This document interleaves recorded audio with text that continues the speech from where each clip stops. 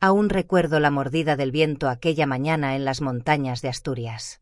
El sonido de la nieve crujía bajo nuestras botas, rítmico, casi hipnótico, mientras el aire helado cortaba mis mejillas como pequeñas agujas. El cielo era de un gris metálico, y entre los pinos cubiertos de escarcha se oía el leve lamento del bosque. Me sentía viva. Cada respiro ardía en mis pulmones, pero esa sensación de esfuerzo, de conquista, siempre me hacía sonreír. Ricardo caminaba unos pasos delante de mí, con su paso firme y concentrado, como siempre. Él no hablaba mucho durante las rutas, prefería observar, medir cada movimiento, anticipar el terreno. Yo, en cambio, disfrutaba el vértigo de la altura, la emoción de avanzar hacia lo desconocido. El eco de nuestros pasos se perdía en la inmensidad blanca, y por un momento pensé que aquel silencio era la forma más pura de felicidad. Nos habíamos conocido precisamente en una excursión parecida, años atrás, y desde entonces subir montañas se había vuelto nuestro ritual. Era nuestra manera de escapar del mundo, de recordar que aún podíamos ser solo dos cuerpos respirando juntos en la soledad del hielo. Esa mañana, mientras el sol se filtraba débilmente entre las nubes, tuve la certeza ingenua de que nada podría romper esa paz. El sendero se empinaba poco a poco. Bajo el polvo blando de la nieve, el hielo formaba trampas invisibles. Sentí un leve desliz en mi bota, un movimiento que me obligó a reír. Casi, dije en voz alta. Ricardo giró apenas la cabeza y respondió con una media sonrisa. Ten cuidado, Inés. Aquí el suelo no perdona. Su tono era sereno, casi cariñoso, y por un segundo quise contestarle con una broma, pero no lo hice. El viento cambió de dirección. Sopló con una fuerza que hizo bailar la nieve en el aire, como una cortina blanca. Y entonces todo ocurrió en un instante. No fue un gran ruido ni un grito previo, solo un pequeño resbalón. Sentí como mi pie derecho se iba, mi cuerpo perdió equilibrio y el mundo giró violentamente. La pendiente se abrió bajo mí como una boca hambrienta. Intenté aferrarme a una rama, a una roca, a cualquier cosa, pero mis manos solo atraparon nieve. Recuerdo el sonido sordo de mi propio grito, el golpe seco contra algo duro, y después, silencio. Un silencio tan denso que me ensordeció. Durante unos segundos no supe si seguía viva. El cielo giraba sobre mí, las copas de los pinos eran sombras confusas. Intenté mover las piernas. Nada. Ni un temblor, ni una punzada de dolor. Solo vacío. El frío empezó a colarse por mi abrigo, por los guantes, por los huesos. Intenté incorporarme con los brazos, pero cada respiración era una puñalada en el pecho. La nieve se manchó de rojo bajo mi mejilla. Escuché a lo lejos la voz de Ricardo. Inés, Inés. Sonaba como si viniera desde otro mundo. Traté de responderle, pero solo salió un gemido. Mis manos temblaban mientras buscaba mi pierna bajo la nieve, sin sentirla. El terror me subió por la garganta. Cuando Ricardo finalmente llegó, su rostro estaba pálido, cubierto de escarcha, los ojos abiertos de miedo. Se arrodilló a mi lado, tomó mi mano y dijo con la voz rota: «Tranquila, mi amor, te tengo, todo va a estar bien», pero su temblor lo traicionó. Él también sabía que algo no estaba bien. El cielo se había vuelto más oscuro, y la temperatura caía. Escuché, difuso, el sonido de un helicóptero o quizá fue solo el eco del viento. Después vinieron las luces, destellos rojos, voces urgentes, manos que me levantaban con cuidado. Las sirenas cortaban el aire con su llanto mecánico, mientras yo intentaba aferrarme al calor de Ricardo, al peso de su mano sobre la mía. Me colocaron en una camilla. Alguien gritó instrucciones que no entendí. Un paramédico me miró con ojos graves y asintió. Las puertas del vehículo se cerraron y el rugido del motor llenó el espacio. Todo se volvió confuso, el zumbido de los aparatos, el olor metálico de la sangre, la presión en mi pecho. Quise hablar, preguntar algo, pero las palabras se disolvieron antes de llegar a mis labios. Ricardo estaba a mi lado, con la mirada fija en mí, murmurando algo que no podía escuchar. Solo veía el reflejo de las luces rojas bailando en el cristal. El dolor se transformó en una sensación lejana, como si no me perteneciera. Intenté mover los pies una vez más, por pura costumbre, pero no ocurrió nada. Nada. El pánico me atravesó de arriba abajo. Respiré hondo, buscando el aire que parecía escaparse de mis pulmones. Un pensamiento, tan simple como cruel, me golpeó de repente. ¿Y si nunca vuelvo a caminar? El sonido del monitor marcaba el ritmo de mi miedo. Bip, bip, bip. Cada pulso era un recordatorio de que estaba viva, pero no sabía si quería estarlo así. La nieve seguía cayendo tras el cristal empañado de la ambulancia, blanca, infinita, como si el mundo entero se hubiera convertido en una sola nota helada. Y justo antes de que la oscuridad me cubriera por completo, juraría haber sentido una lágrima, no sé si era mía o de Ricardo, deslizarse sobre mi mano helada. Después, solo silencio. Desperté envuelta en un silencio extraño, como si el mundo hubiera sido cubierto por una capa de algodón. Todo a mi alrededor olía a desinfectante y metal. El sonido constante y monótono de una máquina marcaba el compás de mi respiración. Parpadeé varias veces, tratando de entender dónde estaba, y lo primero que vi fue un techo blanco, tan blanco que dolía. El aire era seco, estéril. Intenté moverme, girar la cabeza, pero un peso invisible me anclaba al colchón. Mi garganta ardía. Al lado, una voz susurró mi nombre. Inés. Reconocí el tono antes de abrir los ojos del todo. Ricardo estaba allí, sentado junto a la cama, con el rostro demacrado y las manos entrelazadas. ¿Dónde estoy? Logré murmurar.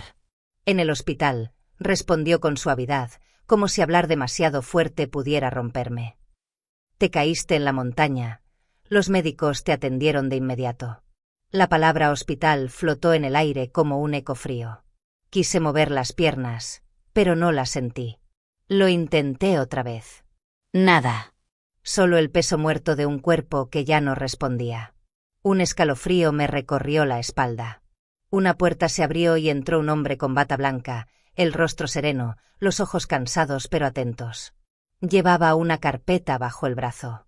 Se acercó despacio, como quien se aproxima a una herida abierta. Buenos días, señora Calderón. Soy el doctor Marcos Cifuentes, del Hospital Universitario Central de Asturias. Su voz era grave, pausada, medida. Estuve a cargo de su operación. Yo lo miré sin entender. Operación. La palabra sonaba enorme, lejana, como si perteneciera a otra persona. ¿Qué pasó? Pregunté con un hilo de voz. El doctor respiró hondo, se detuvo al pie de la cama y me observó con una mezcla de compasión y respeto. Ricardo se inclinó hacia adelante, apretando mi mano. Sentí el temblor en sus dedos. Sufriste una lesión muy grave en la columna vertebral, dijo finalmente. Hemos hecho todo lo posible para estabilizarla, pero hizo una pausa, pesada, insoportable. El daño es irreversible. Irreversible. La palabra cayó sobre mí como una piedra en el agua, hundiéndose hasta el fondo de mi pecho. ¿Qué quiere decir? Pregunté, aunque lo sabía. Una parte de mí ya lo sabía. El doctor bajó la mirada, eligió sus palabras con cuidado. La médula espinal quedó seccionada a la altura de la zona lumbar. Eso significa que la parte inferior de tu cuerpo no volverá a responder. No podrás caminar, Inés. Sentí como el aire se escapaba de mi cuerpo, como si me hubieran vaciado por dentro. Miré a Ricardo, buscando en sus ojos una negación, una protesta, algo. Pero él apartó la mirada. Sus labios se movieron, pero no dijo nada. No, susurré. No, eso no puede ser. Yo soy fuerte. He escalado montañas desde niña. Esto tiene que ser temporal. El doctor Cifuentes negó despacio, con la paciencia de quien ha tenido que repetir esa frase demasiadas veces. Ojalá pudiera decirte lo contrario. Con terapia, podrás fortalecer tu cuerpo, aprender a adaptarte. Pero la lesión es permanente. Permanente. La palabra resonó una y otra vez en mi cabeza, golpeando como un tambor. Cerré los ojos con fuerza, deseando despertar de esa pesadilla. Cuando los abrí, seguía allí. Seguía en esa cama, con las piernas dormidas, inútiles. Las lágrimas se acumularon en mis pestañas, pero me negué a dejarlas caer. No. No puede ser. Hay tratamientos nuevos, cirugías, medicina experimental. Mi voz se quebró. Algo tiene que existir. El doctor bajó la mirada. La ciencia avanza, sí, pero por ahora, Tu cuerpo necesita descanso. Te recomiendo no perder la esperanza, pero también aceptar la realidad. Aceptarla. Como si fuera tan sencillo. Asentí sin entender. El doctor dejó unos papeles sobre la mesa y salió, dejando tras de sí un silencio denso. Ricardo seguía allí, inmóvil. Me di cuenta de que su mano seguía sobre la mía, pero ya no sentía el calor. Ricardo, murmuré. Él levantó la vista, forzando una sonrisa que no le llegaba a los ojos. Vamos a salir de esta, ya lo verás. Todo va a mejorar. Pero su voz sonaba hueca, ensayada, como una promesa que ya no creía. Y ese vacío me dolió más que cualquier diagnóstico. Pasaron las horas. La luz del atardecer entró por la ventana, tiñendo las paredes de un tono ámbar. Las enfermeras venían y se iban. El mundo seguía girando, indiferente. Yo, en cambio, me hundía en un silencio sin fondo. Cuando la noche cayó, la habitación se llenó de sombras y el sonido del monitor se volvió mi único compañero. Intenté mover los pies, los dedos, cualquier cosa que me recordara que aún estaban allí. Pero nada. Ni una chispa de vida. Fue entonces cuando las lágrimas finalmente escaparon. Rodaron lentas, calientes, chocando con la frialdad de mis mejillas. Me tapé la boca para no sollozar en voz alta. No quería que Ricardo, dormido en la silla, me escuchara romperme. Miré mis piernas bajo la sábana, dos formas quietas, ajenas, como si pertenecieran a otra persona. En ese instante, sentí que todo lo que había sido, la atleta, la mujer fuerte, la amante de la montaña, se había quedado enterrado en la nieve de aquella pendiente. Cerré los ojos y me vi corriendo por una colina verde, el sol en la cara, el viento en el pelo. Tenía 12 años y mi padre, Eduardo, corría detrás de mí, riendo. Más rápido, relámpago, me gritaba. Siempre me llamaba así, su relámpago. Yo giraba la cabeza y le devolvía una sonrisa antes de perderme entre los prados. El recuerdo me abrazó como un sueño imposible. Cuando abrí los ojos, el techo blanco del hospital me devolvió a la realidad. Ya no corría. Ya no volaba. Solo quedaba el silencio y la certeza de que mi vida, tal como la conocía, había terminado en aquella montaña. Y en ese silencio, con el pitido de las máquinas marcando el ritmo de mi nueva existencia, pensé por primera vez que quizás no era solo mi cuerpo el que había quedado paralizado, sino también mi alma. El sonido de las ruedas contra el pavimento me resultaba insoportable. Cada pequeño movimiento del coche hacía vibrar mi cuerpo entero, recordándome una y otra vez que ya no podía controlar nada desde la cintura hacia abajo. Ricardo conducía en silencio, con los ojos fijos en la carretera, mientras las luces del atardecer se deslizaban por el parabrisas como hilos dorados. A lo lejos, las montañas nevadas de Asturias quedaban atrás, difuminándose entre la niebla. Frente a nosotros se extendían los suburbios de Oviedo, con sus tejados húmedos, su humo escapando por las chimeneas, su olor a invierno. Yo no había vuelto a casa desde antes del accidente, y por un momento me engañé pensando que todo volvería a ser igual, que bastaría cruzar aquella puerta para recuperar algo de mi vida. Pero no fue así. Ricardo detuvo el coche frente al portón de hierro de nuestra casa. Era grande, elegante, de piedra clara, con un jardín helado que en otro tiempo había cuidado yo misma. Él bajó sin decir palabra y fue por la silla de ruedas que llevaba en el maletero. Lo observé mientras la desplegaba. Su rostro se había vuelto una máscara de eficiencia, cada gesto medido, cada respiración contenida. Cuando abrió mi puerta, sonrió con un esfuerzo visible. Ya estamos en casa, amor. Esa palabra, casa, me dolió más de lo que esperaba. Ricardo me ayudó a bajar, con movimientos torpes, casi mecánicos. El aire olía a leña húmeda y tierra. La puerta principal se abrió antes de que llegáramos al umbral. Allí estaba ella, doña Elvira Calderón, su madre. Su silueta erguida se recortaba contra la luz del vestíbulo. «Bienvenida, Inés», dijo con una voz dulce, demasiado dulce. «Qué alegría verte tan recuperada». Su sonrisa era perfecta, pero sus ojos permanecían fríos, calculadores. Había algo en su mirada que me hizo sentir observada, como si ya estuviera juzgando la forma en que respiraba. «Gracias, doña Elvira», respondí, evitando sonar débil. Ella dio un paso al costado para dejarnos pasar, y en ese instante me di cuenta de que no lo hacía para ayudar, sino para observar. Su mirada se detuvo en mis manos, en mis piernas cubiertas por la manta, en la silla. Todo en ella parecía medir, pesar, clasificar. El interior de la casa olía a cera y a rosas. El mismo aroma que tanto me gustaba antes, pero ahora me resultaba extraño, invasivo. Ricardo me empujó suavemente hasta el salón, donde la chimenea ardía con un fuego tenue. Las paredes, las cortinas, las fotos de nuestra boda, todo seguía en su lugar, pero nada parecía mío. He preparado la habitación de la planta baja, anunció Elvira con un orgullo que sonó más a triunfo que a amabilidad. Así no tendrás que subir escaleras. Me quedé callada. Agradecerle habría sido una mentira. Ricardo intentó romper el silencio. Mamá ha estado viniendo todos los días mientras estabas en el hospital. Ha ayudado con todo. Qué amable de su parte, dije. Pero en mi interior, esa amabilidad me sonó como una invasión. Elvira me dedicó otra sonrisa. No te preocupes, cariño. A veces las tragedias nos enseñan a aceptar nuestros límites. La frase quedó suspendida en el aire. Ricardo fingió no escucharla, pero yo vi cómo apretaba el volante de la silla, incómodo. Su silencio era peor que cualquier palabra.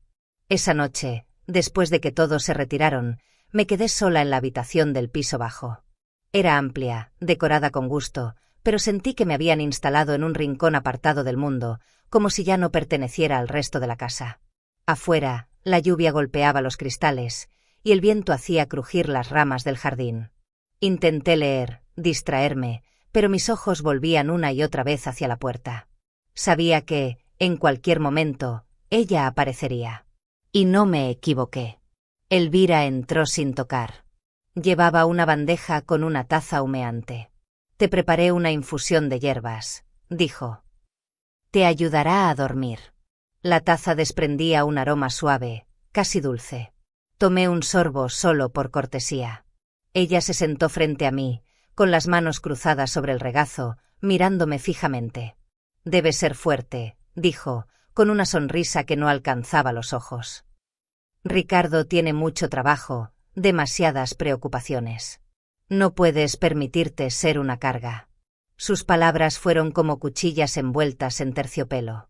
Tragué saliva. Haré lo que pueda. Eso espero, querida, respondió levantándose. Antes de irse, su mano se posó en mi hombro, ligera, casi afectuosa. En esta casa todos tenemos un papel. Asegúrate de cumplir el tuyo. Cuando cerró la puerta, me quedé mirando la taza humeante. El vapor formaba figuras que se deshacían lentamente, como mis pensamientos. Por primera vez, sentí que aquel lugar, el que alguna vez había llamado hogar, ahora era una jaula disfrazada de refugio. Esa noche no pude dormir. El sonido de los pasos de Elvira resonaba por el pasillo, y cada crujido del suelo de madera me recordaba que no estaba sola, pero tampoco acompañada. Era una extraña en mi propia casa. Y mientras el reloj marcaba las horas en la oscuridad, entendí que el verdadero regreso no era físico. Había vuelto, sí, pero a una vida en la que ya no reconocía ni mi voz ni mi lugar. Los días comenzaron a deslizarse iguales, uno detrás de otro, como copos de nieve que caen sin dejar huella.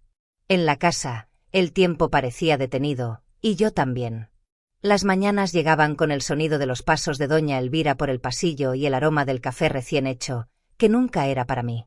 Ella entraba en mi habitación sin llamar, con ese aire de autoridad silenciosa que lo invadía todo. «Buenos días, Inés», decía con su sonrisa impecable. «Hoy hace sol, ¿verdad? Tal vez puedas doblar la ropa del lavadero. Te hará bien moverte un poco. Doblar la ropa». Aquella frase se repetía a diario, acompañada de pequeñas tareas disfrazadas de amabilidad. Limpiar el polvo de los estantes, organizar los cajones, pasar un paño por la mesa. Todo para mantenerme útil, como le gustaba decir. Pero la verdad era otra, necesitaba recordarme, cada día, que ya no servía para nada más. Yo lo hacía, en silencio, con movimientos torpes. Mis manos se esforzaban por compensar lo que mis piernas ya no podían. Cada prenda doblada era una humillación disfrazada de terapia. Una tarde, Mientras intentaba alcanzar una sábana que se me había caído al suelo, escuché su voz detrás de mí. Ten cuidado, querida. No queremos otro accidente, ¿verdad? Su tono era dulce, pero sus ojos tenían esa chispa cruel de quien disfruta el control. Quise responder, decirle que no necesitaba sus consejos, pero me mordí la lengua. Discutir con Elvira era como pelear con una sombra, siempre salía ilesa. Cuando Ricardo regresaba del trabajo, yo esperaba su presencia como quien espera aire fresco en una habitación cerrada. Pero incluso su voz sonaba distante, cansada. ¿Cómo ha estado el día? Me preguntaba sin mirarme. Bien, contestaba siempre, aunque sabía que él no esperaba otra respuesta. Y entonces llegaba inevitablemente el comentario, casi automático: mamá solo quiere ayudarte, Inés. No seas tan dura con ella. Aquella frase era una daga. Mamá solo quiere ayudarte. No, no quería ayudarme. Quería borrarme. Convertirme en una sombra dócil que no interfiriera en el orden perfecto de su casa, en la imagen de familia ejemplar que mostraba al mundo. Empecé a notar cómo me hablaban en diminutivos: te trajimos tu tacita, quieres tu mantita, te dejamos tu libro. Palabras pequeñas para hacerme sentir pequeña. Hasta mis propios movimientos comenzaron a encogerse, como si de verdad fuera menos. Un día, mientras doblaba ropa en el salón, Elvira entró con su teléfono en la mano. He hablado con Ricardo, dijo con aire casual. Está preocupado por ti. Dice que te nota apagada. La ironía me quemó la lengua, pero sonreí. Estoy bien. Perfecto. Asintió. Quizás podrías agradecerle preparando algo especial para la cena. Aunque, claro. Su mirada bajó lentamente hacia mi silla. Entiendo que ya no es tan fácil. No respondí. Sentí un nudo en la garganta. Ella se marchó, dejando tras de sí el eco de su perfume caro y de su desprecio. Esa noche, Ricardo llegó tarde. Traía el cansancio colgado en los hombros y una llamada en el móvil que atendió antes incluso de saludarme. Cuando por fin se sentó frente a mí, traté de hablarle, de contarle cómo me sentía, pero él apenas me escuchó. Mañana tengo una reunión temprano, dijo mientras se servía un vaso de vino. Mamá te cuidará mientras tanto. No necesito que me cuide, repliqué con voz baja. Él suspiró, exasperado. Inés, por favor. Ella solo intenta hacerlo mejor. En ese instante entendí que no tenía aliado alguno. Que la casa que había construido con amor se había convertido en territorio enemigo. Cuando el reloj marcó las 11, subió las escaleras sin siquiera mirarme. Yo permanecí en el salón, sola, frente al fuego casi apagado. Las llamas proyectaban sombras que se alargaban por las paredes como fantasmas. Afuera, la nieve comenzaba a caer otra vez, silenciosa, persistente. Me acerqué a la ventana. El vidrio estaba frío contra mi frente. Observé cómo los copos se acumulaban sobre el jardín, cubriendo cada rincón. Recordé mis días de montaña, las risas con Ricardo cuando todo era diferente, cuando creía que el amor podía sobrevivir a cualquier tormenta. Ahora lo veía claro, la verdadera tormenta no era la de la nieve, sino la que se había instalado dentro de mí. La habitación estaba en penumbra, y el reflejo de mi rostro en el cristal me devolvió una verdad incómoda. Ya no reconocía a la mujer que miraba desde el otro lado. Mis manos, cansadas, descansaron sobre las ruedas de la silla. Respiré hondo, tratando de contener la punzada de rabia y tristeza que me subía al pecho. En ese silencio, mientras la casa dormía y la nieve seguía cayendo, supe con una certeza dolorosa lo que me había convertido. Ya no era la esposa de Ricardo, ni la mujer fuerte que subía montañas, era simplemente una carga que nadie quería. El invierno seguía instalado en Oviedo cuando lo conocí. Aquella mañana, la luz gris entraba por la ventana del salón como un velo pesado. Elvira revisaba unos papeles en la mesa y yo trataba de concentrarme en un libro que no leía. Fue entonces cuando la puerta sonó. Ricardo se adelantó para abrir y una voz nueva llenó la casa, calmada, profesional, con un leve acento del norte. Buenos días. Soy el doctor Marcos Cifuentes, fisioterapeuta del hospital. Vengo a iniciar las sesiones de rehabilitación de la señora Calderón. Levanté la vista y lo vi, alto, de mirada serena y un gesto tranquilo, sin la compasión forzada que había aprendido a detectar en los demás. Me saludó con una inclinación ligera de cabeza y una sonrisa sincera. Encantado, Inés. Mi trabajo es ayudarte a recuperar tu independencia. No milagros, solo pasos posibles, dijo mientras colocaba una carpeta sobre la mesa. Sus palabras fueron sencillas, pero tenían un tono diferente, firme, casi luminoso. Elvira lo observó con desconfianza. No sé si tiene sentido insistir, intervino con su voz fría. No necesita falsas esperanzas. Marcos giró hacia ella con calma. Nadie habla de esperanzas falsas, señora Calderón. Hablamos de dignidad. Aquella respuesta la descolocó. Yo quise reír, pero me contuve. Ricardo fingió no haber oído nada, se limitó a ajustar la corbata, incómodo. Marcos me explicó el programa: ejercicios de respiración, fortalecimiento de brazos, equilibrio. El cuerpo se acostumbra a sobrevivir, pero también puede aprender a vivir de otra manera, me dijo mientras revisaba mis reflejos con cuidado. Su voz era suave, casi musical, y cada palabra parecía devolverme algo que había perdido: respeto. Durante las primeras sesiones, apenas podía moverme sin que el dolor me atravesara como una corriente eléctrica. Aún así, él no mostró impaciencia. Despacio, repetía. La velocidad no importa. Importa que seas tú quien elija avanzar. Elvira miraba desde la puerta, siempre con esa sonrisa controlada. No se esfuerce tanto, doctor, decía a veces. Ella se cansa rápido. Yo sentía cómo me hervía la sangre, pero él no se inmutaba. La fatiga es parte del proceso, señora. Lo que cansa al cuerpo fortalece el alma, respondía sin levantar la voz. Ricardo, por su parte, parecía haber delegado mi existencia en otros. Llegaba tarde, con olor a oficina y a distancia. Marcos sabe lo que hace, decía cuando le preguntaba si asistiría a una sesión. Confía en él. Y lo hacía, pero por comodidad, no por fe. Con los días, la rutina con Marcos se volvió un pequeño refugio.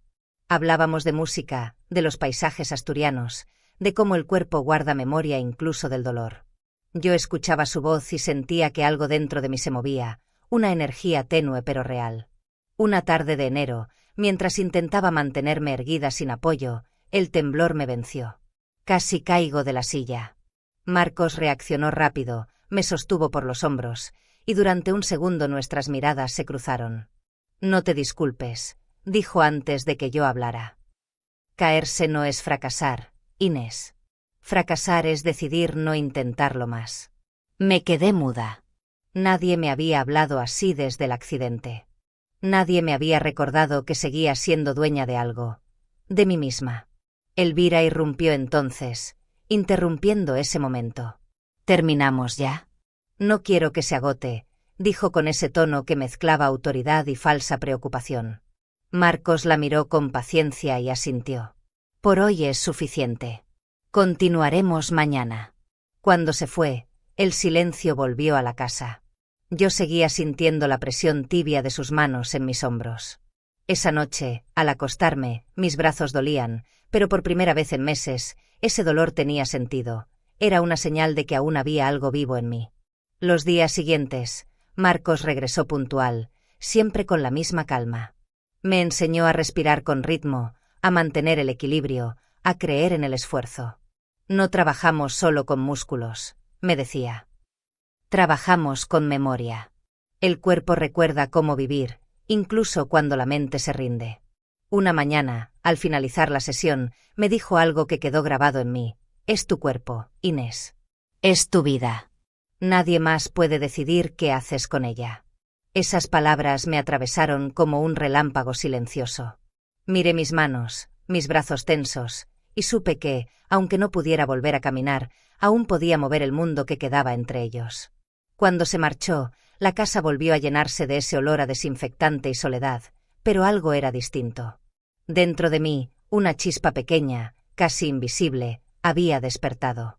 No era esperanza todavía, pero sí su sombra. Y por primera vez desde la montaña, sentí que el fuego no se había apagado del todo. El invierno no daba tregua.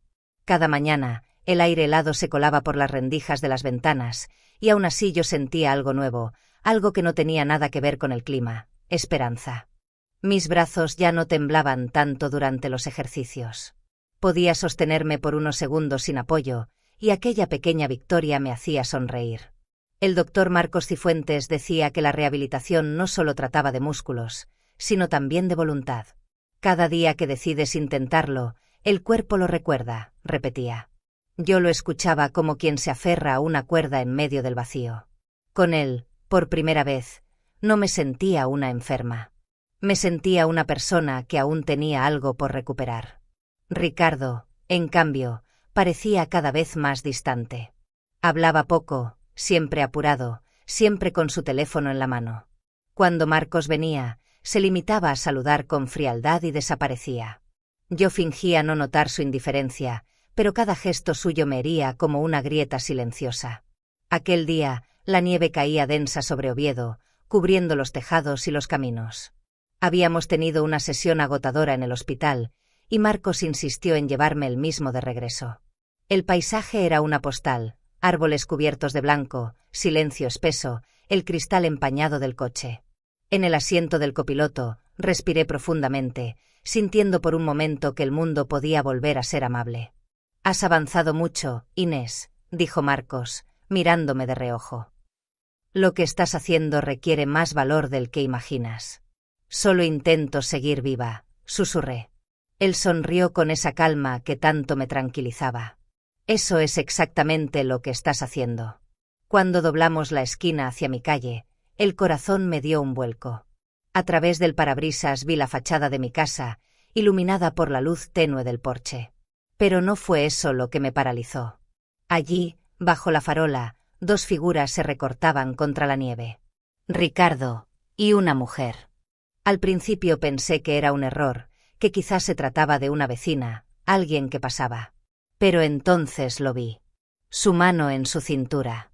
El gesto íntimo, seguro, habitual. Y luego, como una puñalada lenta, el beso. El tiempo pareció romperse. El ruido del motor se desvaneció, las luces se disolvieron, y solo quedó esa imagen suspendida en el aire, su boca en la de ella, su cuerpo inclinado con ternura, la misma ternura que una vez fue mía. No grité. No lloré. Me quedé mirando, helada, incapaz de moverme. Marcos siguió mi mirada, frunciendo el ceño. «Inés», preguntó con voz baja. No respondí.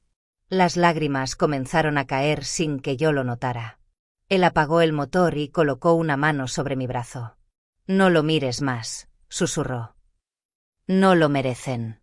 Pero no podía apartar la vista. Reconocí a la mujer, Catalina Varela, compañera de trabajo de Ricardo. Había oído su nombre muchas veces, siempre acompañado de una risa ligera. «Es solo una amiga», solía decir. Las piezas encajaron con una claridad brutal.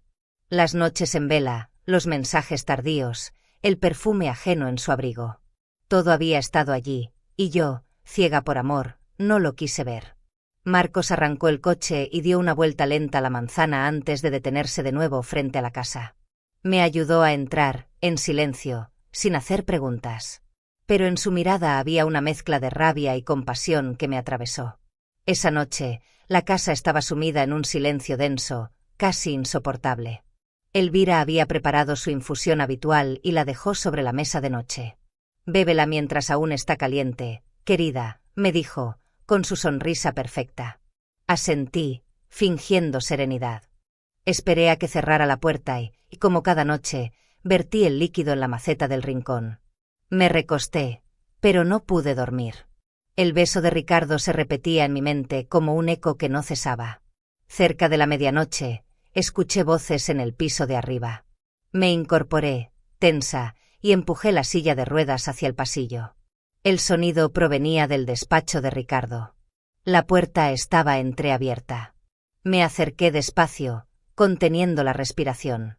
Era su voz. «Nos está arruinando, mamá», decía con un tono bajo, irritado. «Entre los tratamientos y la casa, no queda nada». La respuesta de Elvira fue un susurro helado. «Tranquilo.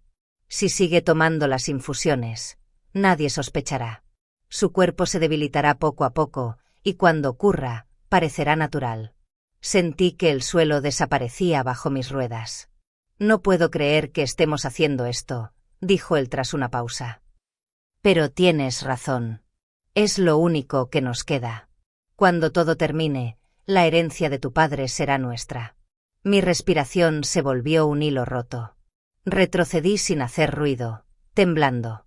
Mi marido. Mi suegra. No solo me despreciaban, me estaban envenenando. Las infusiones. El cansancio inexplicable. Los mareos. Todo cobraba sentido. Volví a mi habitación y cerré la puerta con cuidado. El corazón me latía tan fuerte que temí que lo oyeran desde el pasillo.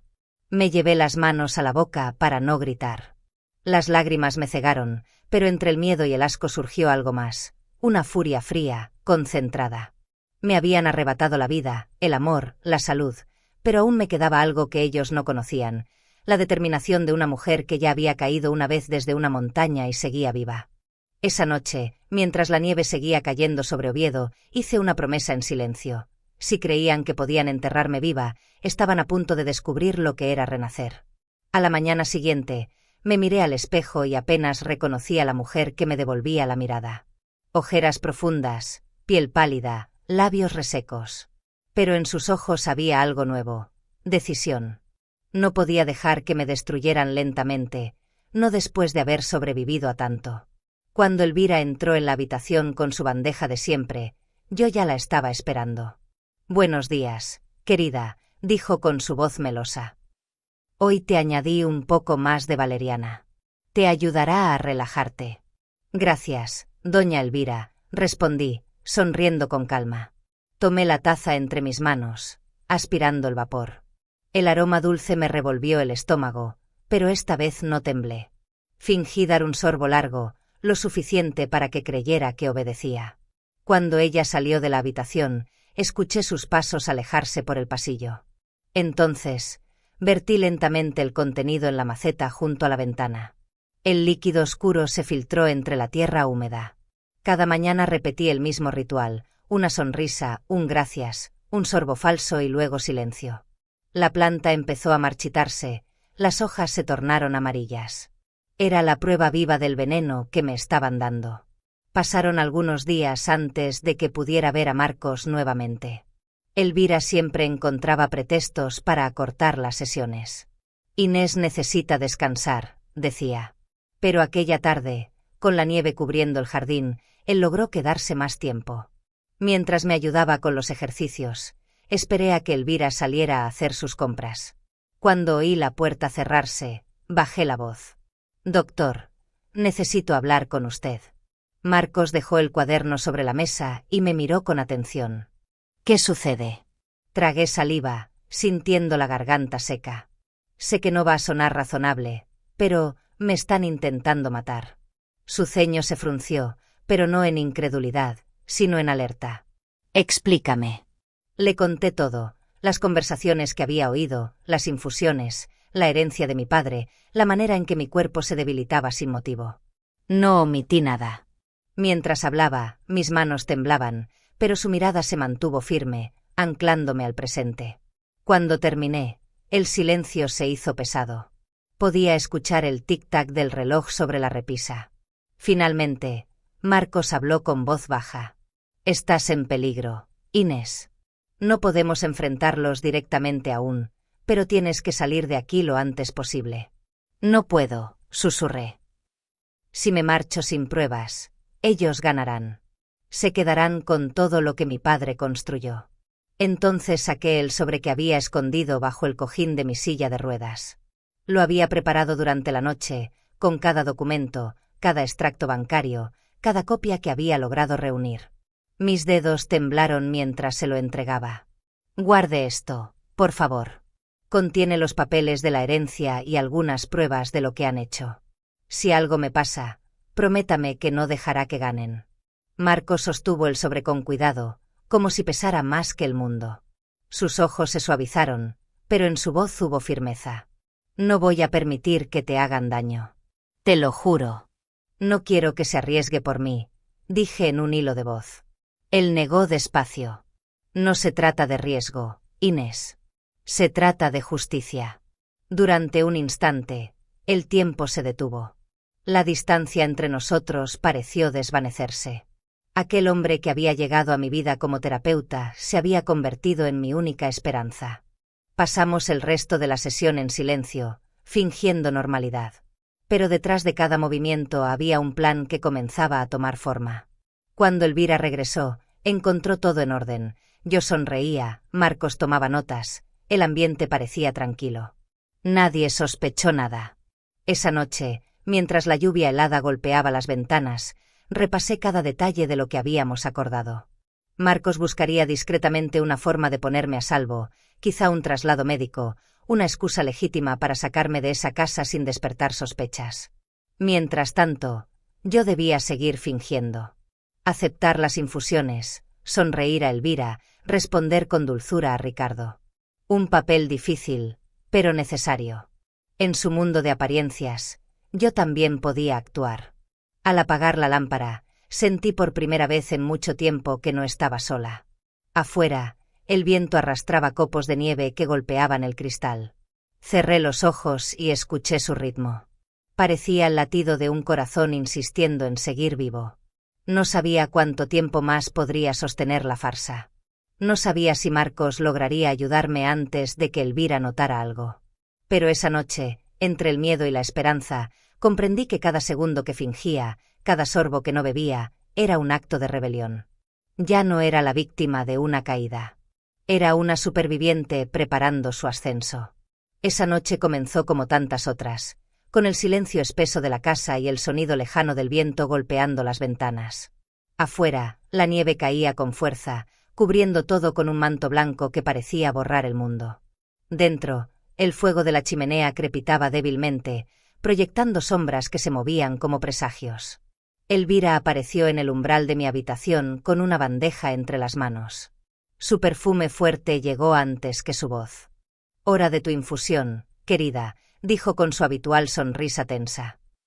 Esta vez añadí algo especial. «Dormirás profundamente. Lo necesitas». Mi estómago se encogió. Había aprendido a fingir, pero aquella noche algo en su mirada me heló la sangre. Había una calma en ella, una decisión que no dejaba espacio para dudas. Sentí el peligro acercándose, invisible pero real. Intenté mantener la voz firme. «Gracias, doña Elvira, pero hoy no tengo mucho sueño. Puedo dejarla para más tarde». Sus ojos se estrecharon apenas. «No, cariño. Tienes que tomarla ahora. Ricardo lo pidió. Dice que últimamente estás muy alterada». El corazón me dio un salto. La mención de su nombre, Ricardo, fue como una sentencia. Lo vi aparecer detrás de ella, apoyado en el marco de la puerta, con los brazos cruzados. No había ternura en su rostro. Solo impaciencia. «Vamos, Inés. No hagas esto más difícil. Bébela». Los miré a ambos, buscando en sus gestos alguna grieta, un atisbo de duda, pero no la encontré. Sabía que, si me negaba, despertarían sospechas. Sabía también que si la bebía, tal vez no despertaría. Tragué saliva y levanté la taza. El vapor me golpeó el rostro, denso, dulce, nauseabundo. Fingí serenidad. «Está bien», murmuré. «Si eso los deja tranquilos». El primer sorbo me quemó la lengua. El segundo fue peor. Amargo, químico, imposible de confundir con hierbas naturales. Alcé la vista. Elvira me observaba con una satisfacción que me revolvió el alma. «Muy bien, hija», susurró. «Así me gusta». Obediente hasta el final. El mundo empezó a girar antes de que pudiera responder. La habitación se desdibujó. Los sonidos se hicieron lejanos, como si vinieran de otra dimensión. Sentí un zumbido en los oídos, un peso insoportable sobre los párpados. Ricardo dijo algo, pero ya no entendí las palabras. Solo recuerdo el tacto frío de sus manos, el olor de su abrigo y la voz de Elvira, distante, convertida en eco. «Es hora». Todo se volvió negro. Cuando abrí los ojos, lo primero que sentí fue el frío. Un frío que no era humano, que cortaba la piel como cuchillas invisibles. El aire me quemaba los pulmones. No sabía dónde estaba. Solo nieve. Nieve y oscuridad. Intenté mover las piernas, pero nada respondió. Las manos, en cambio, se arrastraron por el suelo helado. El contacto con el hielo me devolvió la conciencia. Estaba viva, pero abandonada. El cielo era una sábana gris. El viento rugía entre los árboles desnudos. Reconocí el sonido distante de los lobos. Mi corazón se detuvo por un instante. Aquello no podía estar ocurriendo. Quise gritar, pero apenas salió un gemido. El instinto me obligó a moverme. Me arrastré con los brazos, centímetro a centímetro, dejando un rastro oscuro sobre la nieve. Cada respiración dolía. El frío se metía por los huesos, por los pensamientos, por el alma. Por favor, susurré, sin saber a quién le hablaba. No así, no de esta forma. Las lágrimas se congelaban antes de caer. Pensé en mi padre, Eduardo Calderón, en cómo había muerto en aquel accidente aéreo años atrás. En cómo me enseñó a amar la montaña, a no rendirme aunque el viento te hiciera sangrar las manos. Y allí, en medio del hielo, le hablé como cuando era niña. Papá, si me oyes, por favor, ayúdame a salir. El silencio fue la única respuesta. Luego, a lo lejos, un aullido. Largo, gutural, cercano. El miedo se volvió físico. Mis brazos ya no respondían bien. La nieve me cubría el rostro. Empecé a perder la noción del tiempo. No sé cuánto pasó hasta que oí pasos. No eran de animales. Eran pesados, humanos, avanzando con urgencia sobre la nieve. Intenté levantar la cabeza, pero la vista se me nublaba. Vi una sombra acercarse, alta, envuelta en un abrigo oscuro. Dios mío, dijo una voz masculina, ronca, temblorosa. No puede ser. Sentí unas manos fuertes rodearme, levantarme con cuidado. El calor de su cuerpo contrastó con el hielo de mi piel. Intenté enfocar el rostro, pero el dolor me impedía pensar. No, susurré. ¿Quién es usted? El hombre se detuvo. Y cuando finalmente lo miré, creí que la mente me traicionaba. Bajo la barba espesa, los ojos castaños que me miraban eran los mismos que recordaba de mi infancia. Los mismos que había creído perdidos para siempre. Inés, dijo con voz quebrada. Inés, hija mía, no, balbuceé, negando con la cabeza. Usted está muerto. Sus ojos se llenaron de lágrimas. No, cariño. No morí. Pero lo que me hicieron fue peor que morir. Mis fuerzas me abandonaron y me dejé caer contra su pecho.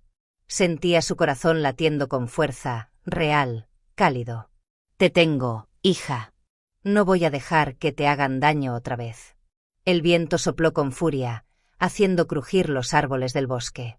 Y allí, entre la nieve infinita de los picos de Europa, en los brazos del hombre que había creído perdido, comprendí que la muerte no me había encontrado todavía. El frío seguía mordiendo, los lobos seguían aullando, pero dentro de mí algo ardía, una chispa, una fe que volvía a encenderse. Por primera vez en mucho tiempo, creí en lo imposible. Creí en el milagro de seguir viva. El fuego crepitaba en la chimenea de la cabaña, lanzando destellos anaranjados sobre las paredes de madera. A través de la ventana, el bosque de Somiedo se extendía silencioso, cubierto por una capa de nieve que parecía infinita. Afuera, el mundo seguía congelado. Dentro, el aire olía a leña húmeda y a incredulidad. Me envolví en una manta áspera mientras miraba al hombre que tenía delante. Mi padre. El mismo que había creído muerto 15 años atrás. Su rostro estaba surcado de arrugas nuevas, la barba entrecana, pero en sus ojos, aquellos ojos cálidos que me enseñaron a mirar las montañas sin miedo, seguía brillando la misma luz. No entiendo nada, susurré. ¿Cómo es posible que estés vivo? Él apartó la mirada un instante, como si las palabras pesaran demasiado. Llevó las manos al fuego, temblorosas, y habló con voz grave, gastada. El accidente fue real, Inés. Pero no fue un accidente. El corazón me dio un vuelco. Lo miré sin parpadear, mientras él continuaba, con la mirada perdida en las llamas. Tu madre. Elvira, pronunció el nombre como si le quemara la lengua. Ella planeó todo.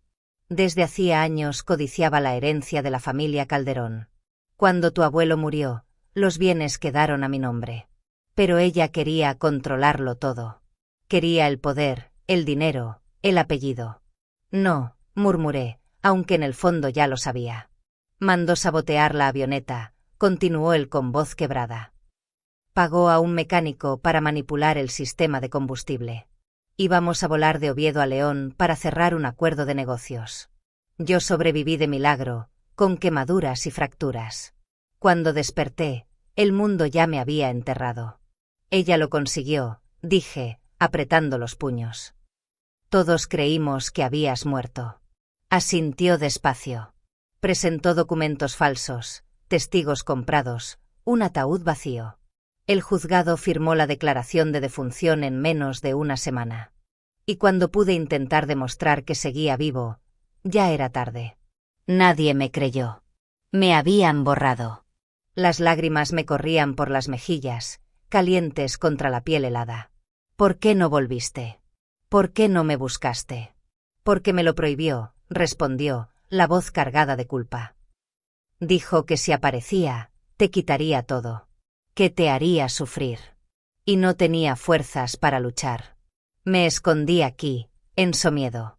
Durante años viví entre cazadores y pastores, sobreviviendo con lo poco que podía trabajar.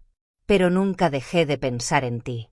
El silencio que siguió fue espeso, roto solo por el crepitar del fuego. Me sentía a la vez furiosa y aliviada. Mi padre estaba vivo, pero su regreso traía consigo un pasado podrido que ahora se extendía hasta mi propio presente. Tomé aire y le conté todo. Le hablé de la montaña, de la caída, del diagnóstico, de la silla de ruedas, del modo en que Elvira me trataba como un mueble inútil. Le hablé de Ricardo, de su indiferencia, de Catalina, la mujer con la que lo había visto besándose bajo la nieve. Y finalmente, del té. De las conversaciones que escuché aquella noche, del veneno, del plan para matarme y quedarse con mi herencia. Mi padre escuchó sin interrumpirme, los ojos cada vez más oscuros. Cuando terminé, se levantó lentamente, con los puños apretados y la mandíbula tensa. Esa mujer no se detendrá, dijo. Te destruirá igual que me destruyó a mí. Pero no lo permitiré. Sus palabras resonaron en la cabaña como una promesa ancestral. Luego, más tranquilo, se acercó a mí y me tomó las manos con cuidado. Escúchame, Inés. No tienes que rendirte. No todavía. Todavía puedes recuperar tu fuerza, tu nombre, tu vida. No puedo, dije entre sollozos. No puedo ni caminar. Eso ahora no importa, respondió. Caminaremos juntos si hace falta. Y lo hizo. Durante los días siguientes, mi padre improvisó un pequeño espacio de rehabilitación en la cabaña. Sustituyó las sillas por barras de madera, colgó cuerdas del techo, y con la ayuda de Marcos, que consiguió venir en secreto desde Oviedo, empezamos el proceso de recuperación. Verlos juntos fue como ver dos versiones del mismo valor, uno curtido por los años y las pérdidas, el otro joven, sereno, decidido. Entre ambos crearon un entorno donde el dolor tenía sentido. Vamos, hija, decía mi padre, colocándome frente a las barras.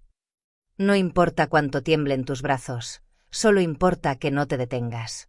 Marcos corregía mi postura, me hablaba con esa voz firme que ya conocía. Tu cuerpo recuerda cómo levantarse. Solo necesita que le recuerdes quién manda aquí. Al principio no podía sostenerme más de unos segundos. Cada intento terminaba con un gemido, con lágrimas de frustración, con la sensación de que la gravedad era más fuerte que mi voluntad. Pero ellos no me dejaron rendirme. Las horas pasaban lentas, marcadas por el crujido del fuego y el sonido de mis respiraciones entrecortadas. Algunas noches me quedaba despierta, mirando las estrellas por la ventana, recordando los días en que corría entre montañas sin miedo. Otras, soñaba con la cara de Ricardo desvaneciéndose en la nieve. Una tarde, mientras Marcos ajustaba las correas de mi silla, noté algo extraño. Un cosquilleo, una vibración diminuta en la planta del pie derecho. Me quedé inmóvil, conteniendo la respiración. Espera, le dije.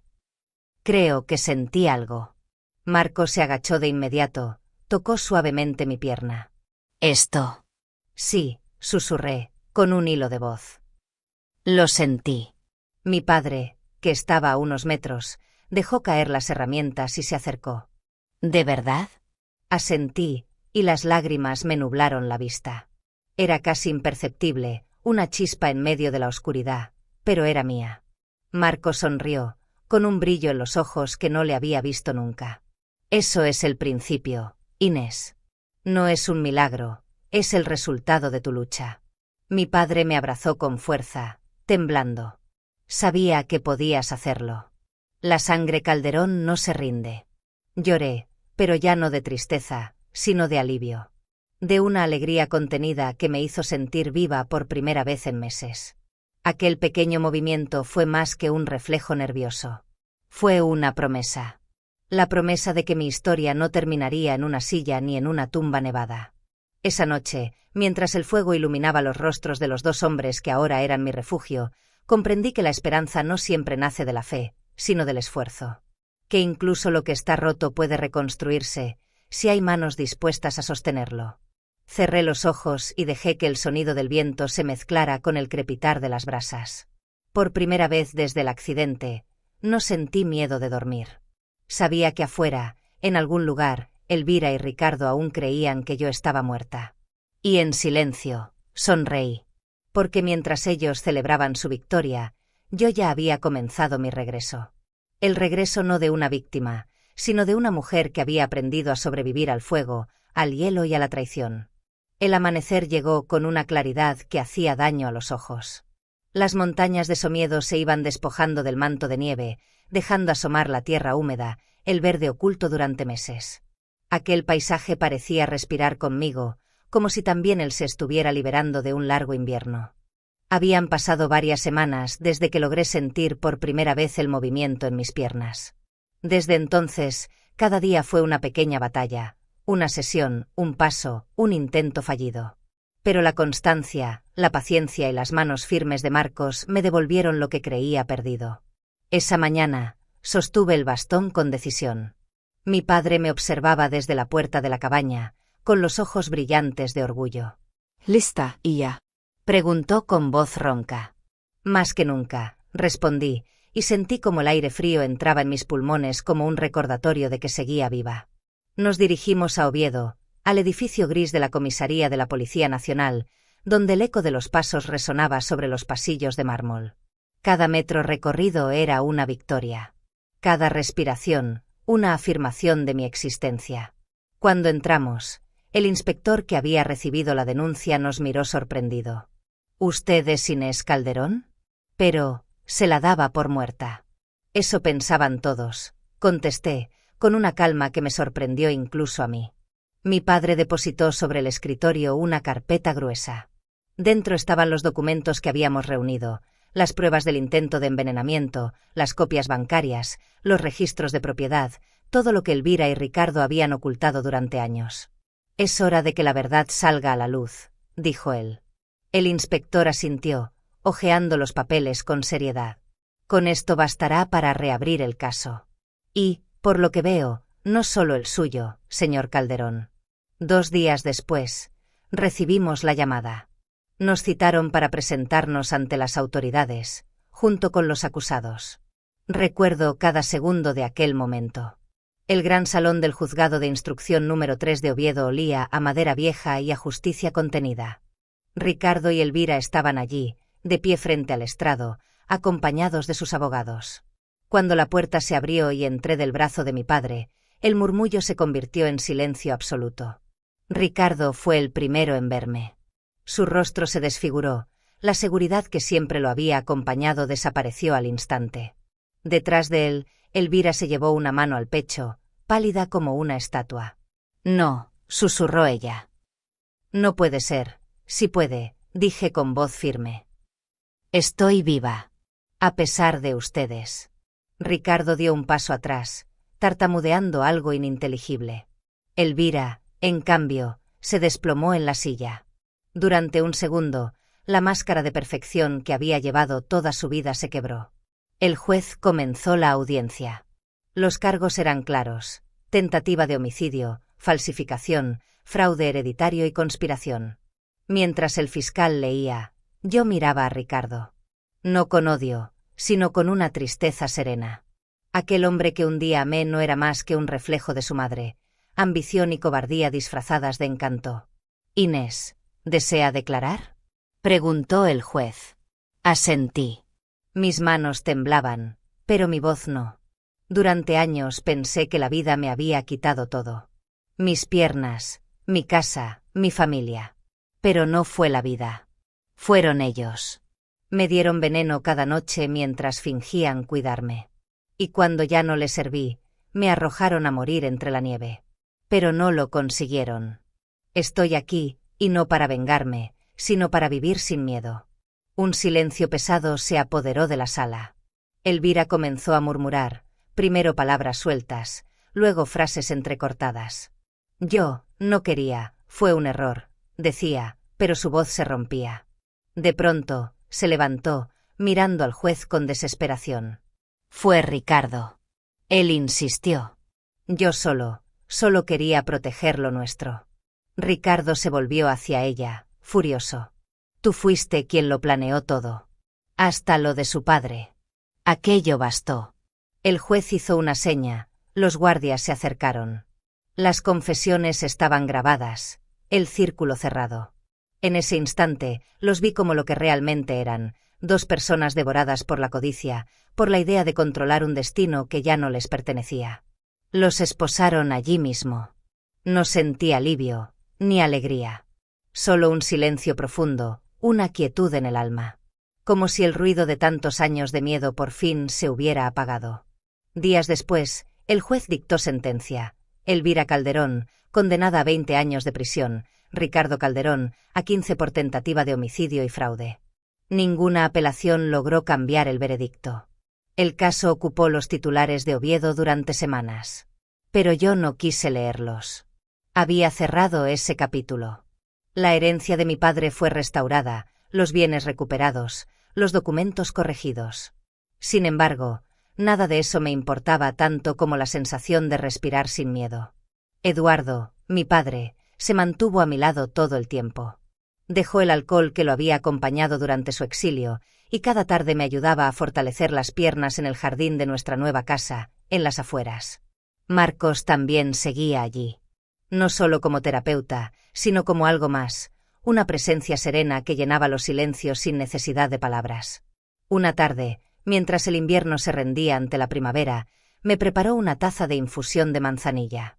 La dejó sobre el alféizar, donde la luz del sol entraba con suavidad. Nada de valeriana ni hierbas misteriosas, bromeó, con una sonrisa. Confío en ti, le respondí, y por primera vez en mucho tiempo, lo decía sin miedo. Caminé despacio hasta la ventana, apoyándome en el bastón. Afuera, la nieve comenzaba a derretirse, dejando correr pequeños riachuelos entre las piedras. La tierra olía a vida nueva. Tomé la taza entre mis manos y respiré su aroma. No sabía a hospital ni a engaño. Olía a calma, a hogar. Por primera vez, dije en voz baja, el té no sabe a veneno, sabe a vida. Marcos me miró, y en sus ojos vi reflejada la aurora. Me giré hacia el ventanal, dejando que la luz me envolviera. El bastón cayó suavemente al suelo. Di un paso. Luego otro. El dolor seguía allí, pero ya no me dominaba. No soy el peso de nadie. No soy la víctima de nadie. El aire tibio me acarició el rostro, y comprendí que aquel instante no era un final, sino un principio. Esta es mi Aurora.